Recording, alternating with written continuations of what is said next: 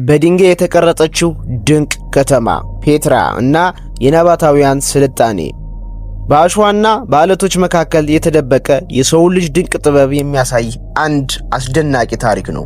እስኪ ያስቡት፣ ግዙፍ የሆኑ ተራራዎችን ፈልፍሎ ከቀይ ድንጋዮች ላይ ህንጻዎችን፣ ቤተመንግስታትና የመቃብር ቦታዎችን መቅረጽ ምን ያህል ከባድ ሊሆን ይችላል?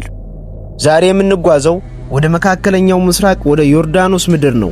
እዚያም በዓለም 7ቱ አዳዲስ ድንቆች ውስጥ አንዷ የሆነችውን የሮዝ ከተማ ወይም ዘ ሮዝ ሲቲ የተባለች የምትጠራውን ፔትራን እና ይህችን ከተማ የገነቡት ሚስጥራውያን ናባታውያን እንጎበኛለን።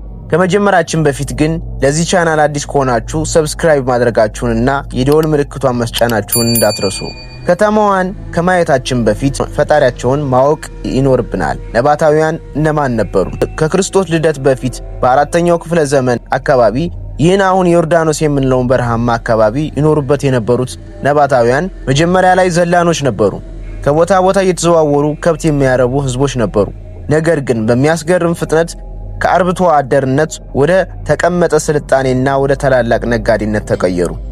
ናባታውያን የበረሃውን አስቸጋሪ የአየር ንብረት ተቋቁመው የመኖር ትልቅ ጥበብ ነበራቸው። በተለይም በረሃማ በሆነውና ውሃ ማይገኝበት አካባቢ የመቆጠብና የመቀልበስ የላቀ ኢንጂነሪንግ ጥበብ ሃይድሮሊክ ኢንጂነሪንግ ባለቤቶች ነበሩ። ይህን ጥበባቸው ደግሞ በበረሃው ታላቅ የንግድ ማዕከል እንዲመሰርቱ አስቻላቸው። ፔትራ ለመድረስ መጀመሪያ ማለፍ ያለብን ሲቅ የሚባል ረጅምና ጠባብ የተፈጥሮ የአለት መተላለፊያ ነው። ይህ መተላለፊያ ከ1 ኪሎ ሜትር በላይ ርዝመት ያለው ሲሆን በሁለቱም በኩል እስከ 80 ሜትር የሚረዝሙ ግዙፍ አለቶች ይከቡታል። በዚህ ጠባብ መንገድ ላይ ስትጓዙ በጥንት ዘመን የነበሩ የንግድ ተሳፋሪዎች ግመሎችና ፈረሶች ምን ይሰማቸው እንደነበር መገመት ትችላላችሁ። መንገዱን ጨርሳችሁ ልክ ስትወጡ ግን አይናችሁ የሚያየውን ማመን ይከብዳል።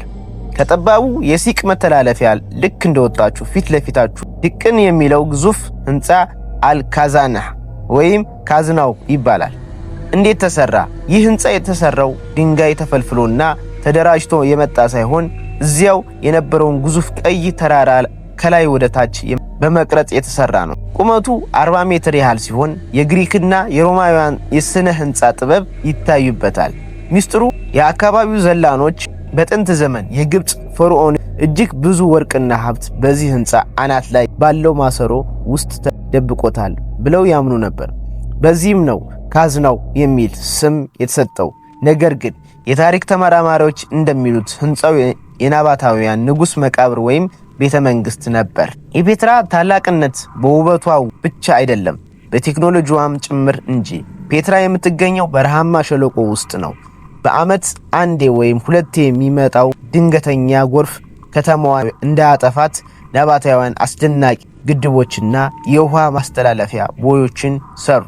በተጨማሪም ከሩቅ ቦታዎች የሚመጣውን የውሃ ምንጭ በአለቶች ላይ በተቀረጹ ረጅም የሸክላ ቧንቧዎች አማካኝነት ወደ ከተማዋ በመምጣት ከ30 ሺህ በላይ ለሚሆን የከተማዋ ህዝብ ንጹህ ውሃ በየቀኑ ያቀርቡ ነበር። በበረሃው መሃል የመዋኛ ገንዳዎችና የአትክልት ስፍራዎች ነበሯቸው ብንላችሁ ታምናላችሁ? አዎ፣ ናባታውያን ይህንን አድርገውታል። ታዲያ ይህች ታላቅና የበለጸገች ከተማ እንዴት ጠፋች? የንግድ መስመር መቀየር። የሮማ ኢምፓየር አካባቢውን ከተቆጣጠረ በኋላ የንግድ መስመሮች ከየብስ ወደ ባህር ተቀየሩ። በዚህም ምክንያት ፔትራ የነበራት የንግድ ማዕከልነት ሚና እየቀነሰ መጣ። የመሬት መንቀጥቀጥ በፈረንጆቹ 363 እና 551 ዓመተ ምህረት አካባቢ የተከሰቱት ታላላቅ የመሬት መንቀጥቀጦች የከተማዋን የውሃ መስመሮችና በርካታ ህንጻዎችን አወደሙ። ከዚህ በኋላ ከተማዋ ቀስ በቀስ እየፈረሰችና እየተረሳች ሄደች። ለአማካይ የዓለም ህዝብ ቁጥር ሆና ለዘመናት ቆየች። በአካባቢው የሚኖሩ ዘላኖች ብቻ ነበሩ። ስለዚህ ከተማዋ የሚያውቁት እነሱ ሚስጥሩ እንዳይወጣ ደብቀውት ነበር። እስከ 1812 ዓመተ ምህረት የዛሬ 200 ዓመት ገደማ ድረስ ከተማዋ ለውጭ ዓለም የጠፋች ነበረች። ነገር ግን ዮሐን ሉዲቪግ ብሩካር የተባለ ስዊዘርላንድ ተጓዥ ራሱን እንደ አረብ ነጋዴ አድርጎ በመቀየርና የአካባቢውን ዘላኖች በማባበል ሚስጥራዊን መንገድ አልፎ ፔትራን ለዓለም በድጋሚ ይፋ አደረገ። ዛሬ ፔትራ የዩኔስኮ የዓለም ቅርስ በመሆኗም በላይ በየዓመቱ በሚሊዮን የሚቆጠሩ ጎብኚዎችን ታስተናግዳለች። እንደ ኢንዲያና ጆንስ ያሉ ታዋቂ የሆሊውድ ፊልሞች ተቀርጸውባታል። የናባቴዋን ስልጣኔ የሰው ልጅ በአስቸጋሪ ሁኔታዎች ውስጥ እንኳን ጥበብና ቴክኖሎጂን ተጠቅሞ ምን ያህል መርቀቅ እንደሚችል ትልቅ ማረጋገጫ ነው። እናንተስ ወደ ዮርዳኖስ ሄዳችሁ ይህችን አስደናቂ ከተማ የመጎብኘት ህልም አላችሁ? ሐሳባችሁን በኮሜንት አጋሩን። ቪዲዮን ከወደዳችሁት ላይክ ማድረጋችሁን፣ ለጓደኞቻችሁ ማጋራታችሁን ወይም ሼር ማድረግ አትርሱ። የሚቀጥለው ቪዲዮ በሌላ አስደናቂ ታሪክ እስከምንገናኝ ደህና ቆዩን።